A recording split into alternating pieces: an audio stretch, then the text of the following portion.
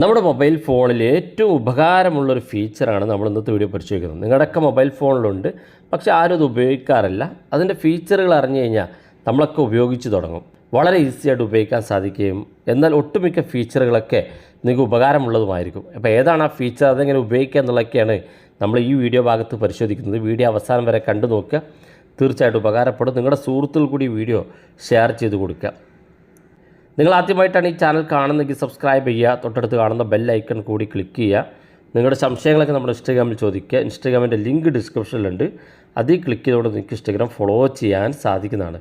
അപ്പോൾ അതിനുവേണ്ടി ഞാൻ ആ ഫീച്ചർ ഉപയോഗിക്കുന്നതിന് വേണ്ടി എൻ്റെ മൊബൈൽ ഫോണിൻ്റെ ഹോം സ്ക്രീനിൽ ഞാൻ ഇതുപോലെ ഗൂഗിൾ സെർച്ച് ബാർ ഇതുപോലെ കാണാൻ സാധിക്കും. നിങ്ങളുടെയൊക്കെ മൊബൈൽ ഫോണിൽ കാണാൻ സാധിക്കും ഇതുപോലെ ഒരു സെർച്ച് ബാർ. ഇനി സെർച്ച് ബാർ ഇല്ലെങ്കിൽ തന്നെ നിങ്ങൾക്ക് ഗൂഗിൾ ക്രോം ഓപ്പൺ ചെയ്ത് കഴിഞ്ഞാൽ ഇവിടെയും കാണാം ഒരു സെർച്ച് ബാർ. ഈ സെർച്ച് ബാറിൽ ഏറ്റവും അവസാനത്തിൽ കാണുന്ന ഈ ഒരു ക്യാമറയുടെ ചിഹ്നം കാണാൻ സാധിക്കും. ഇപ്പോൾ ഹോം സ്ക്രീനിലേക്ക് ഈ ഭാഗത്തേക്ക് വരുമ്പോഴും നമുക്കിവിടെ ഒരു സ്ക്രീൻ, ക്യാമറ സ്ക്രീൻ കാണാൻ സാധിക്കും.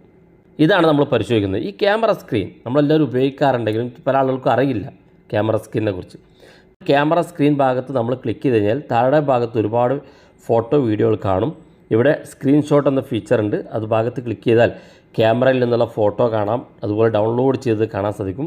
അങ്ങനെ ഒരുപാട് ഫീച്ചർ ഇവിടെ കാണാൻ സാധിക്കും. ഇവിടെ ഏറ്റവും പ്രധാനപ്പെട്ട ഇതിനകത്തുള്ള ഒന്നാമത്തെ ഫീച്ചർ, നമ്മുടെ ഗാലറിയിലുള്ള ഏതെങ്കിലും ഒരു ഫോട്ടോയിലകത്തുള്ള ടെക്സ്റ്റ് മെസ്സേജ് നമുക്ക് കോപ്പി ചെയ്യാൻ സാധിക്കും. ഞാനിപ്പോൾ ഇവിടെ ഒരു മെസ്സേജ് ഇതാ സെലക്ട് ചെയ്തു. ഈ സെലക്ട് ചെയ്തപ്പോൾ ഇതിനകത്തുള്ള ടെക്സ്റ്റ് കാണാൻ സാധിക്കും. മലയാളത്തിൽ ഒരു ടെക്സ്റ്റ് കാണാൻ സാധിക്കും. ഈ ടെക്സ്റ്റ് ഇതുപോലെ ഒന്ന് ടച്ച് ചെയ്ത് കൊടുത്താൽ ഈ മൊത്തം ഈ ഇമേജിനകത്തുള്ള ടെക്സ്റ്റുകൾ ഇതുപോലെ സെലക്ട് ചെയ്ത് താഴെ കാണുന്ന ഭാഗത്ത് ട്രാൻസ്ലേറ്റ് ഓപ്ഷൻ ഉണ്ട്. നമുക്കത് മലയാളത്തിൽ ഉള്ളതാണെങ്കിൽ ഇംഗ്ലീഷിലോട്ടും, ഇംഗ്ലീഷിലുള്ളതാണെങ്കിൽ മലയാളത്തിലേക്കും, അങ്ങനെ മറ്റ് ലാംഗ്വേജുകളിലേക്കൊക്കെ നമുക്കിവിടെ ഇത് ട്രാൻസ്ലേറ്റ് ചെയ്യാൻ സാധിക്കും. അതുപോലെ തന്നെ ഇത് നമുക്ക് കോപ്പി ചെയ്യാനും അതുപോലെ നമുക്ക് സെർച്ച് ചെയ്യാനുള്ള ഓപ്ഷനൊക്കെ ഇതിനകത്ത് ലഭ്യമാണ്. അതല്ലെങ്കിൽ ഇതുപോലുള്ള കൂടുതൽ ടെക്സ്റ്റുകൾ, അതുപോലുള്ള എന്താണോ കണ്ടൻറ്റ്, അതുമായി ബന്ധപ്പെട്ടുള്ള കണ്ടൻറ്റുമായി ബന്ധപ്പെട്ട ടെക്സ്റ്റ് മെസ്സേജുകൾ താഴെ ഭാഗത്തേക്ക് സ്ക്രോൾ ചെയ്താൽ നിങ്ങൾക്കത് കാണിച്ചു തരികയും ചെയ്യും. അതാണ് ഇതിനകത്തുള്ള ഏറ്റവും പ്രധാനപ്പെട്ട ഒന്നാമത്തെ ഫീച്ചർ.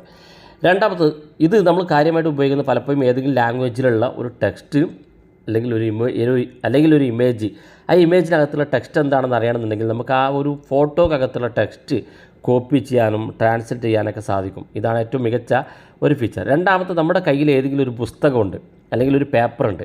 ആ പേപ്പറിനകത്ത് എന്തെങ്കിലും ലാംഗ്വേജ് ഉണ്ട്. ആ ലാംഗ്വേജ് നമുക്ക് മലയാളത്തിലേക്ക് കിട്ടണമെന്നുണ്ടെങ്കിൽ, ഇപ്പം ഞാനിവിടെ ഒരു പേപ്പർ എടുത്തിട്ടുണ്ട്. ആ ലാംഗ്വേജ് കിട്ടണമെന്നുണ്ടെങ്കിൽ ഞാനിവിടെ ഈ മുകളിൽ കാണുന്ന ക്യാമറ ഭാഗത്തൊന്ന് ക്ലിക്ക് ചെയ്യുമ്പം നമുക്ക് ആ ടെക്സ്റ്റ് ഇതുപോലെ കിട്ടും. നമ്മൾ ഏത് പുസ്തകമാണെങ്കിൽ ആ പുസ്തകം, പേപ്പറാണെങ്കിൽ പേപ്പർ ഇതുപോലെ കിട്ടും. ഇതുപോലെ വെച്ച് കൊടുത്ത് താഴെ കാണുന്ന ഭാഗത്തുള്ള ഈ ലെൻസ് ഭാഗത്തിലൊന്ന് ക്ലിക്ക് ചെയ്താൽ ഇത് ഫോട്ടോ എടുക്കും.